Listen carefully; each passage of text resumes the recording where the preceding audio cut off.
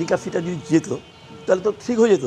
Drain অবস্থা নাই বলে জল যাচ্ছে না, তো ওখানে দেখতে পরিষ্কার নেই, পরিষ্কারটা তো করতে হবে।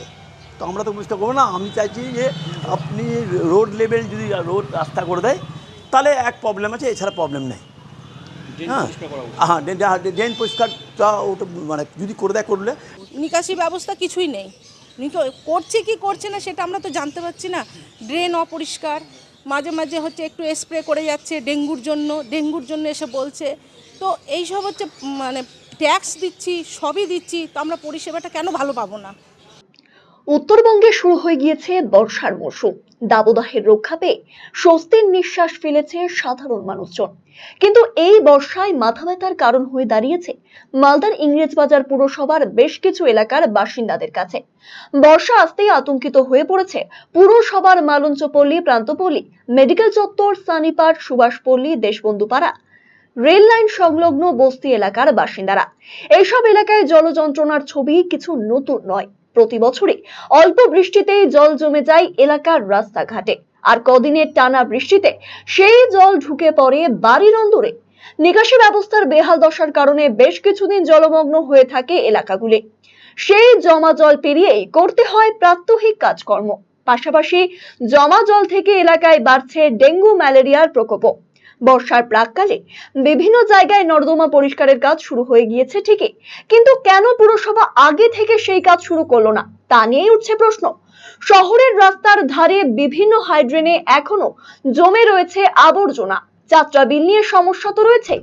পাশাপাশি গত বছর বাইপাসের নিকাশি সমস্যা সমাধানের জন্য হাইড্রেন প্রকল্পের সূচনা হয়েছিল। সেই প্রকল্পের কাজ কতটা ফলপ্রসূ হয়েছে তা নিয়েও দ্বিধাগ্রস্ত পুর নাগরিকেরা। উপযুক্ত কর প্রদানের পরেও পুরসভার তরফে নাগরিকদের প্রয়োজনীয় পরিষেবা প্রদানে উদাসীনতার অভিযোগ এনেছেন স্থানীয় বাসিন্দারা। ড্রেন পরিষ্কার করে আপনি কী করে বলেন? ড্রেন পরিষ্কারটা যদি নিকাশি করছে তো ওখানে আটকে আছে জলটা নিকাশি। ড্রেন পরিষ্কার ধরেন যে মেন রোড করলো, হাই করলো, কিন্তু গলিতে জল যাচ্ছে থাকছে। এখানে যদি ড্রেনটাও পরিষ্কার রাখুন এবং রাস্তাটা যদি উঁচু করে দেয় তাহলে আমাদের সব ফল। এটা একতলা ডুবে যাবে। আবার তো সামনে বর্ষা, বর্ষা হবে, জল ডুবতে হবে, ছেড়ে দেবো আবার জল ডুবে। হ্যাঁ, জল জলে থাকি তো, এতটা জলে থাকি। আমাদের ঘরে দেখেন না কতটা দাগ আছে, অতটা ঘরে জল ঢুকে। এই যে এখানে রাস্তাতে দাগ আছে, দেখেন এখানে দাগ আছে, এই যে দেখেন দাগ। এত দূর জল ঢুকে কোনো সময় এত দূর উঠে কোনো দিন একবার তো আমি 98 কত না তার 5 ইঞ্চি জল চলে গেছিলো। তো কোনো এখানে জল আছে, জল হয়। এটা 20 নম্বর ওয়ার্ড, প্রান্তপল্লী। এখানে একটু বৃষ্টি হলে এক হাঁটু জল হয়ে যায়। আর এমনি মুষলধারাতে 3 দিন 4 দিন বৃষ্টি হয়, তাহলে প্রত্যেকজনের ঘরে ঘরে হাঁটু অবধি জল ঢুকে যায়। এবার জলটা তো বেরোতে মিনিমাম 15 দিন হোক, 1 মাস হোক লেগে যায়। তারপরে ওই জল দিয়ে আমাদের তো বাজারহাট আছে, ডাক্তার আছে, পড়াশোনা আছে, এইভাবেই আমরা যাওয়া আসা করি। সমস্যা বলেও কিছু সমস্যার সমাধান হয় না।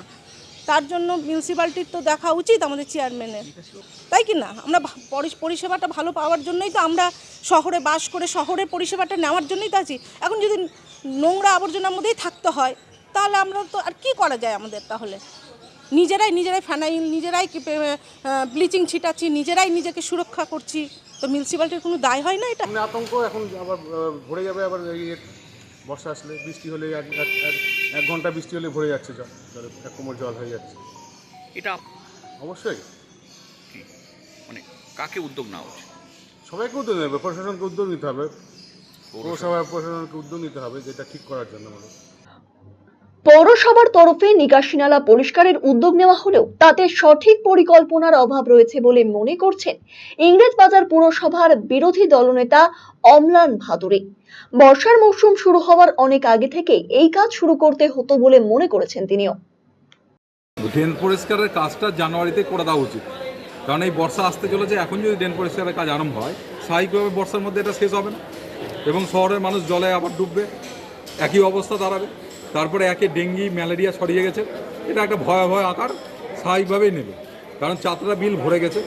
বহু লড়াই আন্দোলন করার পরেও প্রশাসনের তরফ থেকে এবং পৌরসভার তরফ থেকে যাত্রা বিল সম্বন্ধে কোনো আগ্রহ দেখানো হয়নি এবং যাত্রা বিলের জল বের করার যে পরিকল্পনা করা হয়েছে সেই পরিকল্পনাটা কতটা সদর্থক হবে, কতটা কার্যকরী হবে, সেটা কিন্তু প্রশ্নের চিহ্নের মধ্যেই আছে। স্বাভাবিকভাবে মানুষ কীভাবে জলমুক্ত হয়ে আবার থাকবে, এটা মানুষের মনে কিন্তু ভয়ের সৃষ্টি হয়েছে। যদিও পুর প্রশাসনের তরফে দাবি করা হয়েছে নির্বাচনী আচরণবিধির কারণে এবছর কাজ শুরু হতে কিছুটা দেরি হয়েছে, তবে শহরবাসীকে জল যন্ত্রণা থেকে মুক্তি দিতে বদ্ধপরিকর রয়েছে পুর কর্তৃপক্ষ। জল কোনোভাবেই যাতে না জমতে পারে তার জন্যই প্রয়োজনীয় উদ্যোগ নেওয়া হচ্ছে বলে জানিয়েছেন পুর চেয়ারম্যান কৃষ্ণেন্দু নারায়ণ চৌধুরী। আমি একমত হতে পারলাম না। 1 মাস জল দাঁড়ায়নি। মেডিকেল কলেজে যদি দেখেন কয়েক ঘন্টা জলের মধ্যে বের করে দিচ্ছে।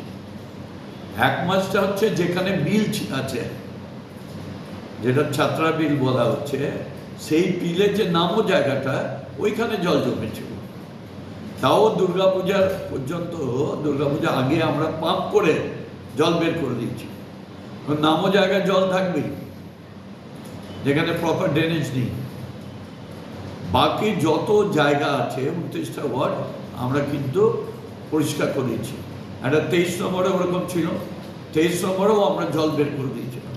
রেল লাইনের ওপারে, যেটা আমাদের প্লেন ঘাটির পাশে, এয়ারপোর্টের পাশে। এইবারও আমরা 3 নম্বর,